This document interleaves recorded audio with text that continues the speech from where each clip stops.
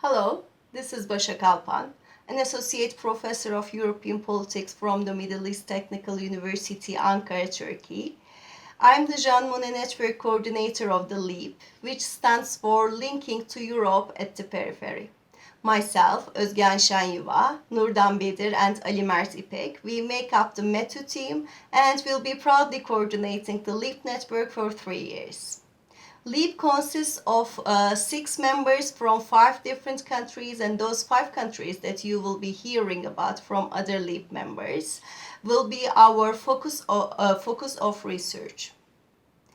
Other LEAP members will talk about their particular tasks within the network, but what I would like to do is to give you a general framework of the LEAP network.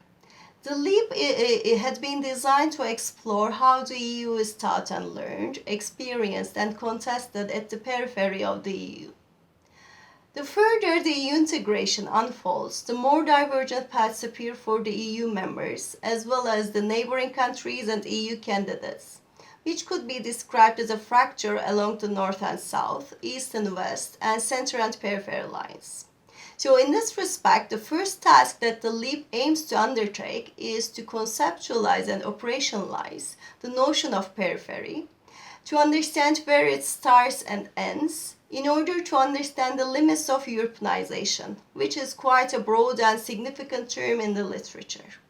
So in this respect, the LEAP project focuses on 3 different dimensions of the EU integration. In the first year of the network, we focus on the educational aspect of the EU integration and try to understand how the EU studies are practiced in the periphery countries. The second year will be devoted to the performative aspect of the EU integration, and we'll be trying to understand the everydayness of the European integration and how the EU penetrates to the everyday lives of the young population in those 5 countries. In the third year of the project, we will be trying to understand the reasons triggering Euroscepticism in those 5 countries. So we will be conducting interviews with the political elites. So last but not least, we will try to understand the recent developments and how those recent developments will have a role on the conception of the periphery, such as the Brexit and the current COVID-19 pandemic. And we will try to understand how these recent developments have a role on our perception of the periphery of the EU. Of course, the LEAP network hadn't remained untouched with the recent COVID-19 pandemic, so we had to cancel the first 3 events that we were planning to do. The first workshop that we planned to do in Lviv, the first EU simulation, which would take place in Eskişehir, and the first network summit that we were going to organize in Bucharest.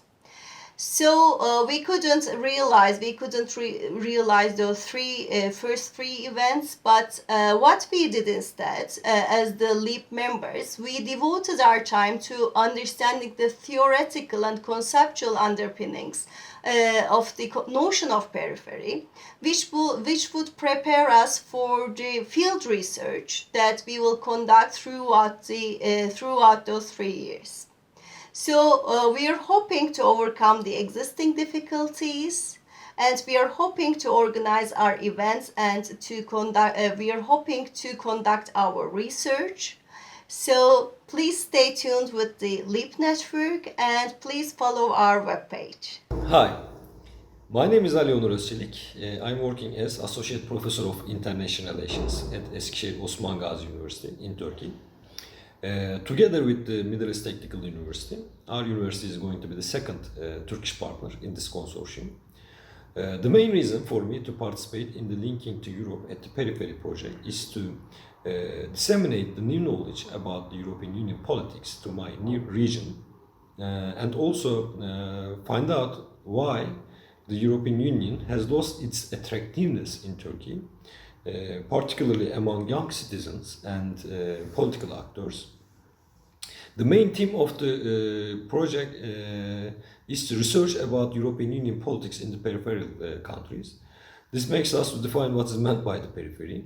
The periphery has several different definitions in terms of geographical, socio-cultural, political, economic, and cognitive senses. However, for my understanding, the periphery refers to being excluded from the European Union decision-making process and being outside from the main political activities. As a candidate country, Turkey has no chance to become part of the European Union decision-making process, and it has remained outside of the day-to-day politics of the European Union in many years. Moreover, the EU accession process was widely perceived to be a national project by and for national governments and political and economic elites during the accession negotiations. After gaining the official candidate status in the Helsinki Summit of 1999, the bilateral relation has witnessed a breakthrough in terms of both societal and transnational interactions, not only among the political and business elite, but also among a wide range of organizations, environmental groups, students, and other segments of the society. While Turkey is considered as the periphery of the EU, by living in a peripheral city in Turkey, I have a double peripheral effect. Therefore, I would like to contribute as much as I can to this project in order to raise awareness about the European Union in one of the peripheral cities of Turkey, Eskişehir. Of course, the COVID-19 has altered many things and changed the direction of already planned programs. The pandemic has also affected not only the core but also the periphery and highlighted the gap between core and peripheral states.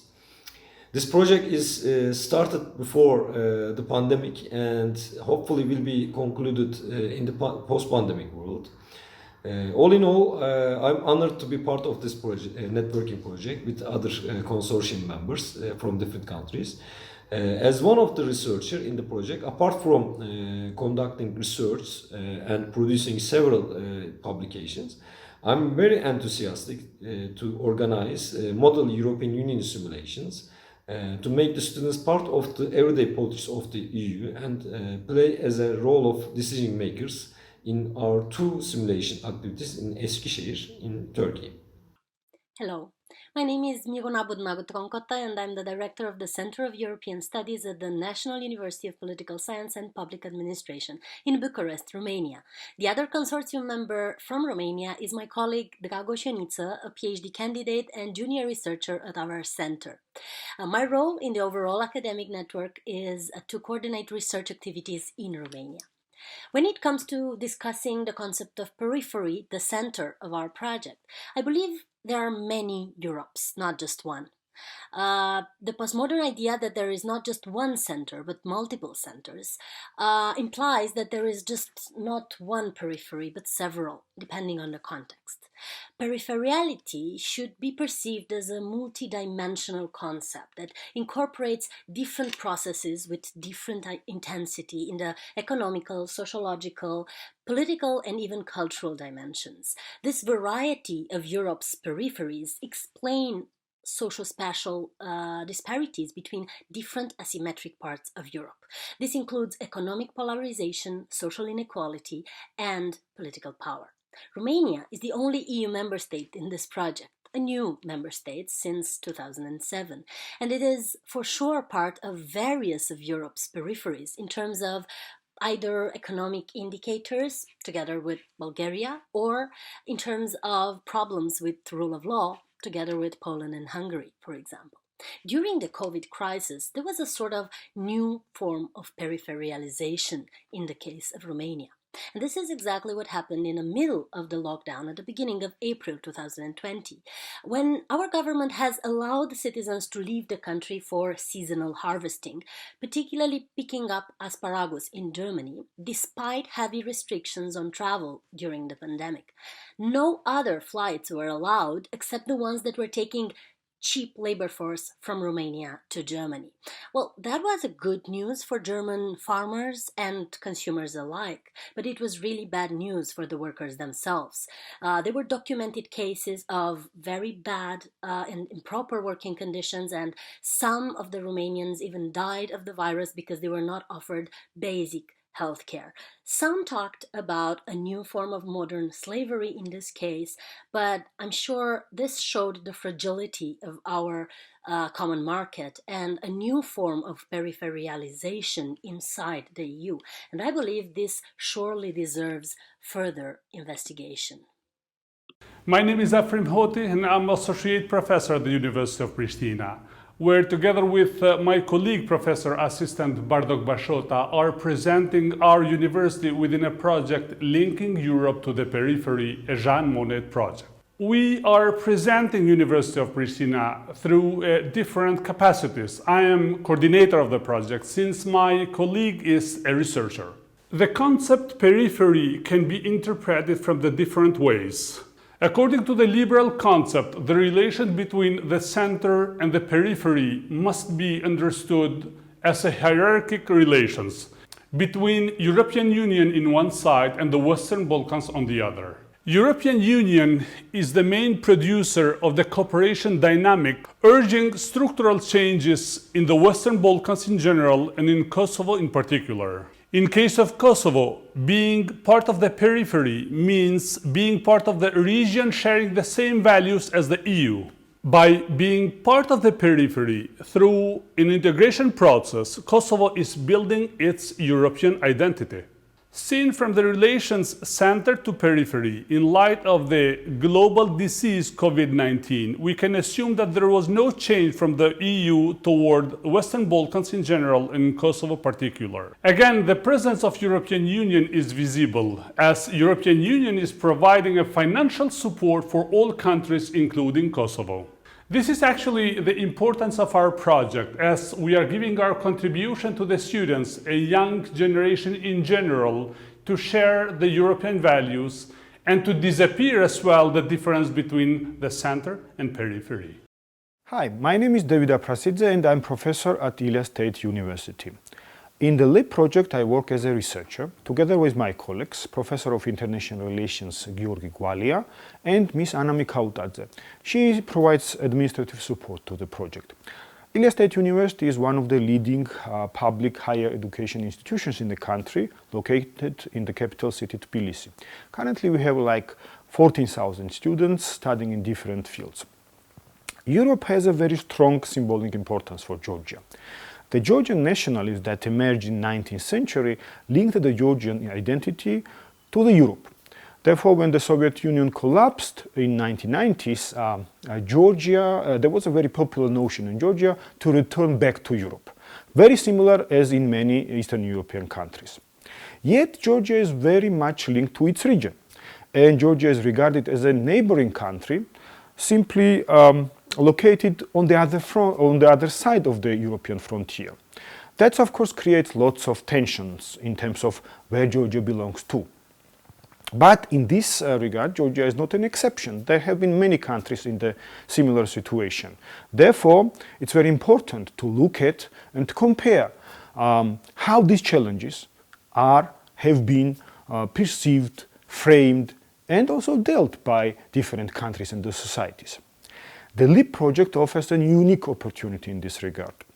We, and here I mean not only us scholars, but also students, our next generation, have an opportunity to work together, conduct original studies, draw primary sources, and also to share our ideas and perceptions about the Europe in the periphery. I like very much one of the components of the project, and this is the simulation games. Because here the students coming from different countries involved in this project can come together, exchange ideas, and they can feel, practice, and understand how Europe works and how this phenomena works in the periphery. Therefore, even though we are facing new challenges and old challenges and new challenges, for instance, at the COVID-19 and all the pandemic restrictions caused by it, I'm pretty sure that this project offers a unique opportunity, not only to better understand the challenges, but also to clearly see and use the opportunities. My name is Natalia Shalana. Together with my colleague Roman Kalichak, we represent Ukraine in this Jean Monnet network. We both are associate professors of the Department of International Relations and Diplomacy at Ivan Franko National University of Lviv. We are honored to be a part of this excellent project.